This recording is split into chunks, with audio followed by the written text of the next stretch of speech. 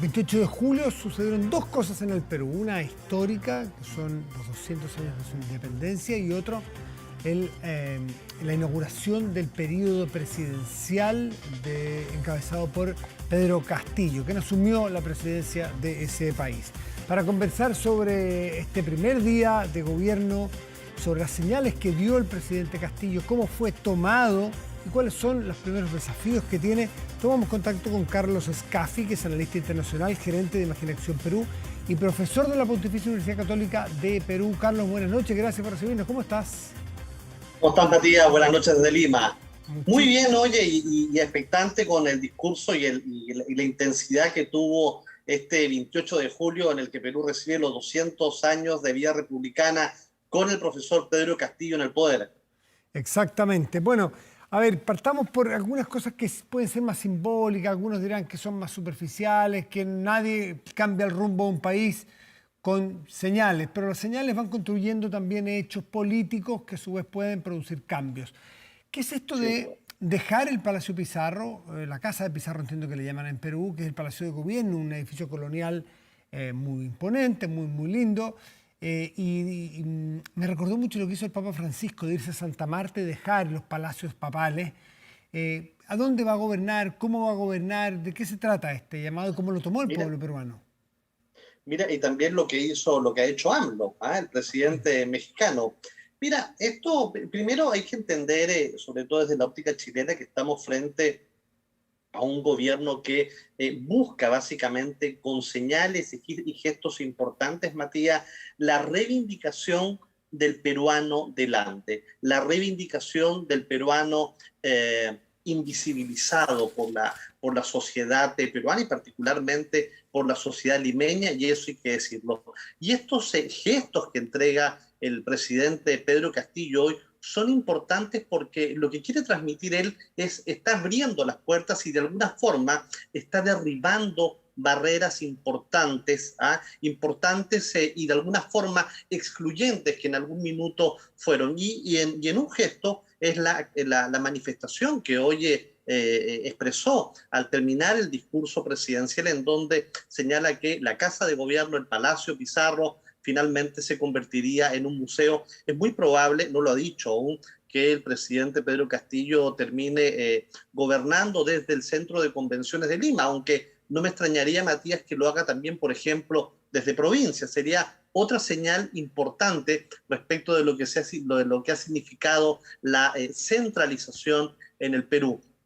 En mi opinión, el discurso de hoy de Castillo es un discurso de consenso, Mm. de mucha moderación, reitero, mucha moderación en tanto lo que había señalado antes, durante la campaña electoral, de certeza y tranquilidad también a los peruanos y quienes además miran con mucho interés en el Perú, sobre todo por el énfasis entregado en que no existe un plan de estatizaciones y menos de intervencionismo, Claro. Matías. No habrá expropiaciones, dijo, que Así es. inmediatamente espantando eventuales fantasmas. Y habló inmediatamente de que va a ponerse a trabajar o va a haber énfasis en una asamblea constituyente porque quieren una nueva Sí. constitución, pero dice siempre respetando todas las leyes vigentes y no pasando por encima de nada de lo que hay. O sea, nuevamente diciendo, queremos cambios, pero respetando lo que existe. Eso me imagino que fue bien tomado hoy en Perú también. Mira, muy bien tomado, ha comenzado a desmitificar y de alguna forma a derribar también el discurso del terror existente. Precisaron básicamente 5 puntos que han causado mucho interés. El primero de ellos, como bien tú lo señalas, la Asamblea Constituyente. Mm. Si bien él expresa que se insistirá en ello, se hará de acuerdo a lo que manda la ley, de acuerdo a lo que señala la actual Constitución, en concordancia con el actual Parlamento, y se respetará finalmente lo que el pueblo decida. Y eso deberá ser a través de un referéndum nacional con un componente claramente plurinacional, con pueblos originarios, con paridad de género. Otro tema que además de la Asamblea Constituyente que ha causado bastante receptividad fue cuando se refiere a la línea económica que tendría su gobierno. Primero, es muy enfático en señalar que la propiedad privada se respeta, urge la recuperación de empleos, la economía mantendrá orden y utiliza una palabra fundamental sobre todo para los inversores extranjeros. Recordemos que Chile tiene una participación importante Sí. en la economía peruana. Él habla de predictibilidad, algo muy necesario, sobre todo por lo que se había venido ¿Qué señalando. es Menciona certeza? también que, por ejemplo, Eso es sí, certeza jurídica, la predictibilidad es absolutamente, certeza y jurídica. muy necesario, más allá que nosotros, que Chile y Perú podamos tener una relación muy profunda, muy consolidada, con un acuerdo de libre comercio que Mm. funciona de manera impecable y un convenio para evitar la doble imposición. Era necesario que lo dijera, no solamente para Chile, sino además, hay que decirlo, Perú se ha convertido en los últimos 15 años como uno de los principales países de destino de inversión extranjera. Mm.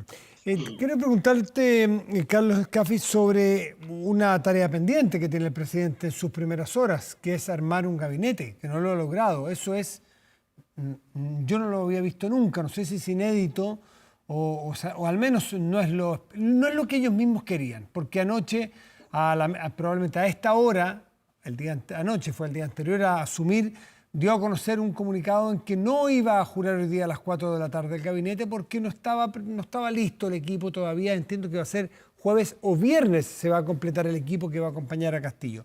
¿Por qué es?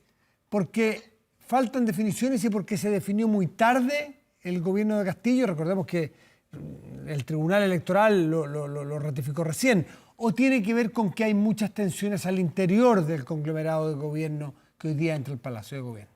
Mira, por ambas razones, y también por una de fondo. Recordemos que 2 meses antes Mm. de la elección del 11 de abril, 2 meses antes, prácticamente Perú Libre, el partido que lleva al profesor Pedro Castillo a ganar esta elección, no necesariamente era mapeado por ninguna encuestadora, Mm. ¿ah? Y Mm. aparecía básicamente con un outsider. Entonces, de alguna forma, más allá del cálculo político y las diferencias que puedan existir o no con el partido y los militantes en cuanto a la conformación del próximo gabinete, yo te diría también de que existe, o la segunda razón básicamente se debe a que no necesariamente hay una precisión y constantemente están buscando ajustes necesarios.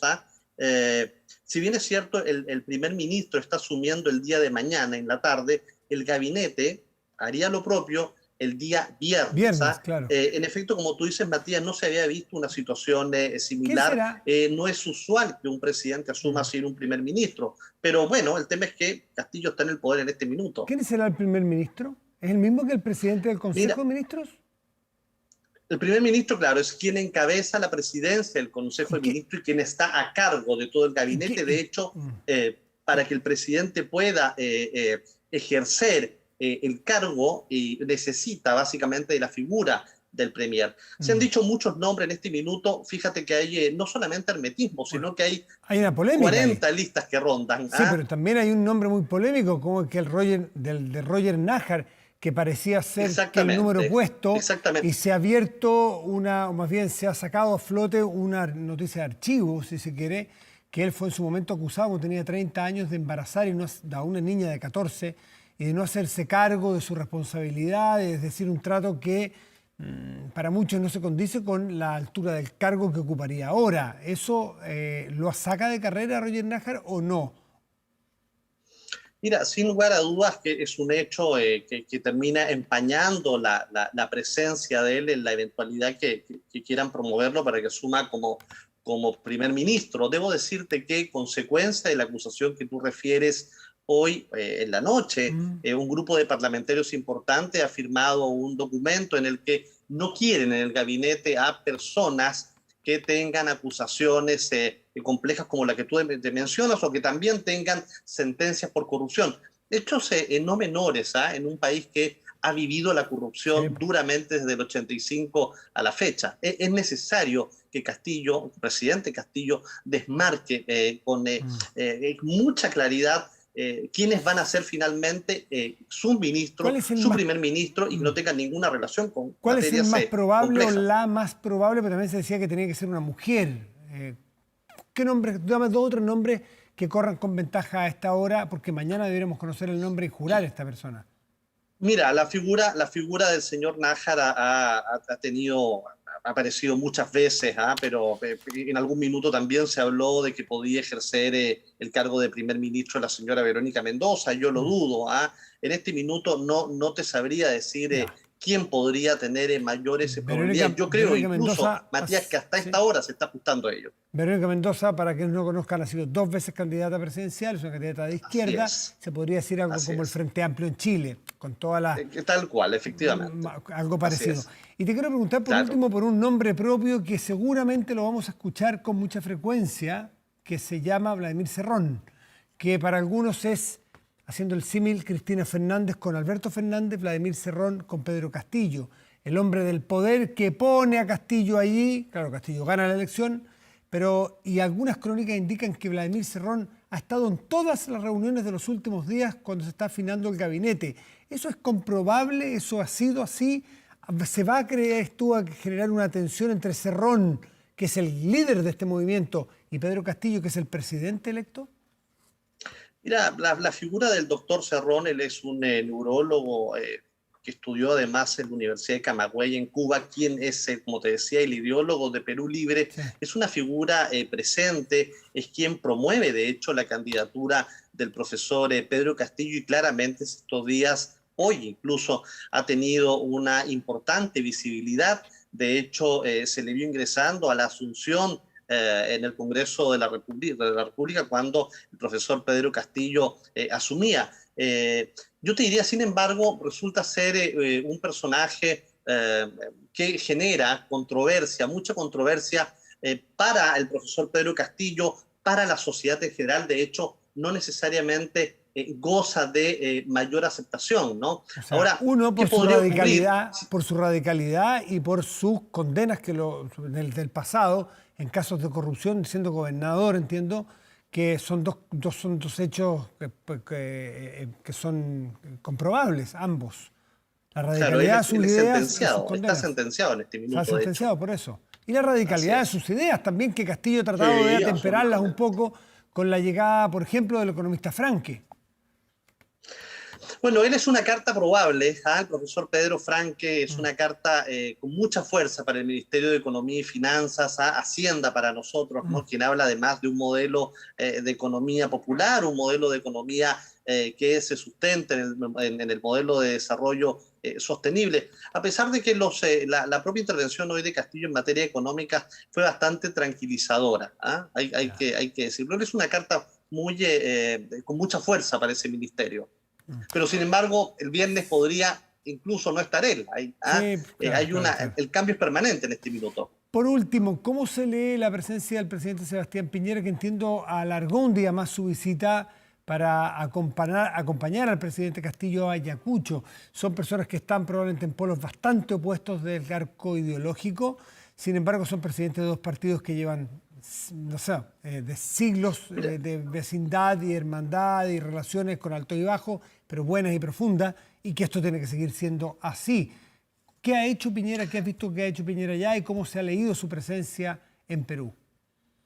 Mira, debo decirte que la presencia del presidente Piñera ha sido saludada por el Perú, de hecho, saludada por el propio presidente Castillo, y como tú bien lo decías, lo ha invitado a esta juramentación representativa que mañana va a tener en Ayacucho, nada más y nada menos que en la Pampa de la Quinua. La figura de Chile en Perú sigue siendo gravitante, es importante, y ahí hay que desarrollar. A partir de la fecha, de este momento, hay una reconfiguración, Matías, de la relación bilateral. Hay que comenzar a entender que hoy la integración chileno-peruana es la integración de los pueblos, de esos que se miran de igual a igual. La temática de la relación ya no debe estar enfocada en aspectos políticos, económicos y menos de inversión. Yo te hablaba de esta reconfiguración de las relaciones, y aquí se debe apostar por gestiones sensibles, con profundo impacto social. Chile ya no necesariamente, por otro lado, es tema en Perú. Me refiero a las rivalidades que mantenía, a las controversias que teníamos. El último capítulo pendiente con Perú fue cerrado. Hoy los peruanos y chilenos saben que se necesitan y se reconocen además como aliados naturales, y las discrepancias que puedan surgir son parte de la naturalidad. Chile, si bien es cierto, hoy puede ser que no necesariamente sea tema en Perú, pero ello no significa, Matías, que nuestra Cancillería, que nuestras autoridades entiendan que hoy más que nunca deben estar presentes de manera silenciosa, desarrollando un trabajo social, cultural, acercarse sobre todo al Perú profundo, al Perú delante. Esa es la estructura vertebral de soporte y del desarrollo y lo que significa esta continua transculturación, ¿ah? Lo que significa adoptar costumbres, tradiciones, manifestaciones de fe. La relación hoy tiene que ser de pie, muy vinculada a lo que significa una relación de contacto, de piel netamente relacional, emocional, con un lenguaje fácil, amigable y sobre todo de gestos, ¿no? El establecer los acercamientos necesarios van a ser súper importantes, sobre todo para entender el enfoque relacional, Matías, sobre el enfoque transaccional. Chile mira a Perú, incluso hasta el día de hoy, de manera transaccional. Hoy la relación cambia, se reconfigura, es relacional y eso hay que entenderlo. Y para entenderlo hay que mirarlo desde acá. Eso va a ser fundamental. Interesantísimo. Durante estos 5 años. Carlos Escafi, analista internacional, gerente de Imaginación Perú y profesor de la Católica de ese país. Muchísimas gracias por estar esta noche con nosotros, Carlos. Que te vaya muy bien. Un agrado, Matías. Que tengas buenas noches.